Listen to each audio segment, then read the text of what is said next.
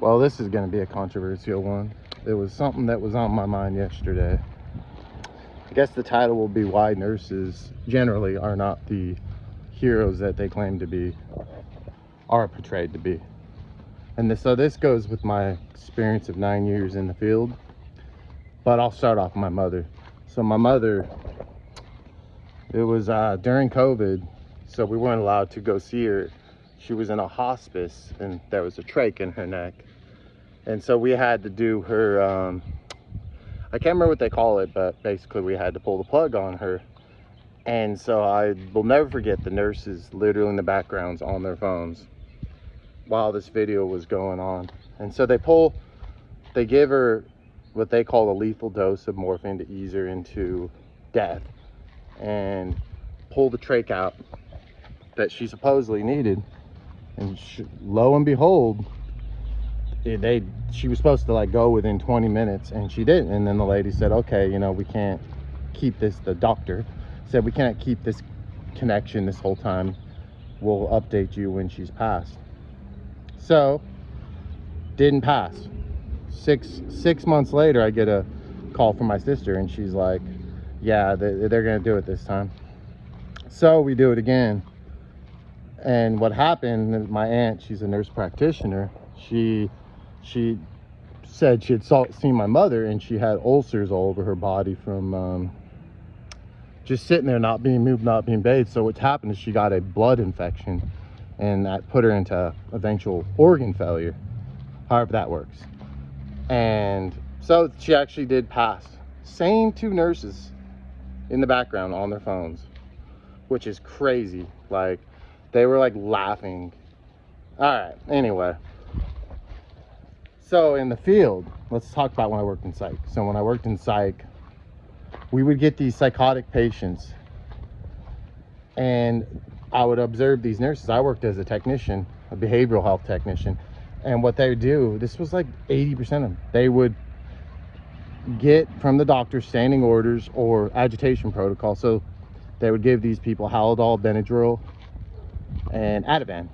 And so they would give it to them when they were still asleep to just keep them asleep, because, you know, some of these people could be a little combative. And they would do this the whole time, and then they would send them out into the community without ever allowing the medicines to metabolize in them like the proper for their psychosis. And this would continually happen. Again, what I saw, I mean, we won't even discuss the COVID thing. I'm just talking about just the experience with my mother and stuff. And sorry, my dog distracted me. I have seen it. I've worked in juvenile detentions and jail diversion, same thing. I've seen the exact same approach, and they would tell us to do unethical stuff that wasn't even within our scope of practice, and then they would say stuff like they were heroes and they saved lives, and it was quite cringy. I remember here in Knoxville, they said, they were like, it was on the news, it said, oh, Knoxville is under a state of emergency and they have the National Guard there. And so I contacted a friend of mine who was actually one of the good nurses, charge nurse, and she said that they're furloughing people, meaning there wasn't anyone in the hospital during COVID. People didn't want to go to the hospital. People didn't want to, whether whatever reason, afraid to be misdiagnosed or whatever. There's my dog. And all these things, I just started, you know, I have a friend who's a nurse, and he works in a psych hospital, and he's like, I put my life at risk every day. I save lives. And I'm like, you work in a psych hospital, like they have to test people. They won't send people there for COVID. And it's like a weird dynamic that they do in nursing school. Just, it's a narcissistic trait. And I notice that most people in there, I'm not trying to be mean. It's not everyone, but most 80-20, the good ones do all the work and the other ones are narcissistic. And it's like in school, they're being told, or society, that they're important. And so with Kyle, my friend, I was arguing with him. I was like, I'll give you his last name. I was like, what about the people that provide the instruments for you? Are they not important? What about, you know, obviously the grocery store workers, they didn't get no. I was working in a alcohol and drug rehabilitation. We didn't get no special pay or time. So there was many people, police officers, functioning, but for some reason we magnetized the nurses like as if they were the most important. And you know, God bless them, they put themselves out there just like other people, but there was a lot of them that didn't. And it's not like they had any more exposure than any of us, and if any means, they had the means of desanitation and all that stuff. They deal with all that disease and infectious stuff all day anyway. It's a weird dynamic. And when we start seeing, we're so disillusioned with the medical, we start seeing these dance videos and stuff, just ridiculous, you know.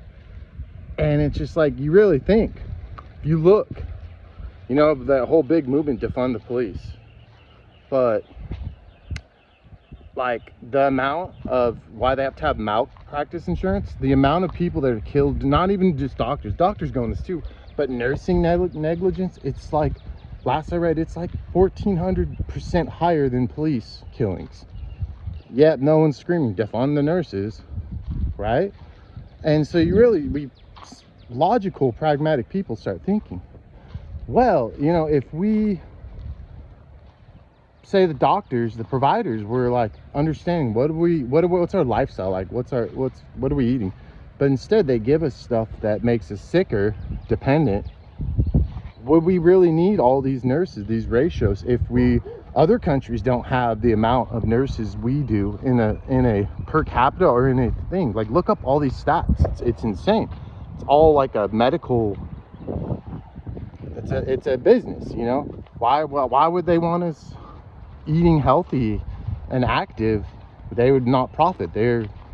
And I'm not saying this is a reflection on the nurses, but a lot of them are a part of that. Like, why would we need all these nurses? Yes, we would. It would be asinine for me to say we wouldn't need nurses, but would we need as much as we did if we were a healthier country? If instead of like giving us pills that are going to cause more problems, we actually, you know, address the underlying issue.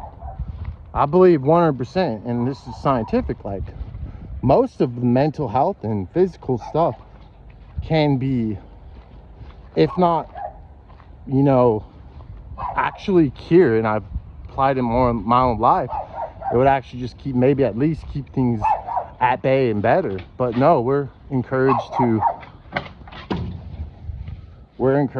like take all these meds and stuff.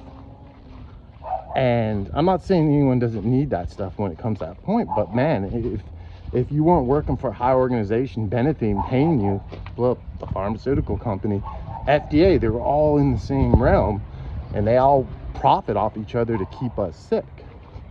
And so it's like, I 100% have had a very negative experience with nurses, and I can give you 1,000 examples. This video can go on for 12 hours on just stuff.